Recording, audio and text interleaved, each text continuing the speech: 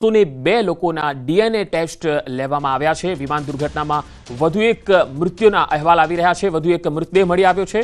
હાલ એક મોટા અપડેટ આવી રહ્યા છે। વધુ એક મૃતદેહ મળ્યો છે। કાટમાળમાંથી વધુ એક મૃતદેહ મળ્યો છે, જો કે તેની ઓળખવિધિ બાકી છે।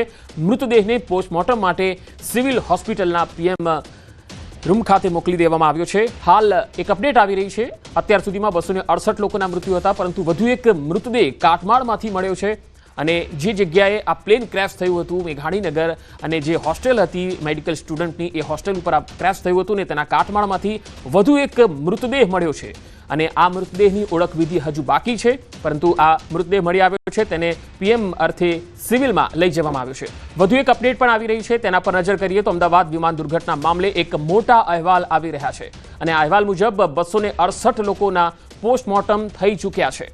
268ના, જ્યારે કે 202 સ્વજનોના ડીએનએ સેમ્પલ લેવામાં આવ્યા છે। ડીએનએ રિપોર્ટ આવ્યા બાદ મૃતદેહ તેમના પરિવારને સોંપવામાં આવશે। અત્યાર સુધી 202 લોકોના જે ડીએનએ છે એ કરવામાં આવ્યા છે, જેથી આ ડીએનએ તે મૃતદેહ સાથે જે છે એ મેચ કરવામાં આવશે અને ત્યારબાદ એ મૃતદેહ છે પરિવારજનોને સોંપવામાં આવશે। એ જ રીતે અત્યાર સુધીમાં પોસ્ટમોર્ટમની જો વાત કરીએ તો 268 પોસ્ટમોર્ટમ થઈ ચૂક્યા છે। અને સિવિલ હોસ્પિટલમાં જે કસૂટી ભવન છે ત્યાં આગળ અત્યારે આ કાર્યવાહી ચાલી રહી છે।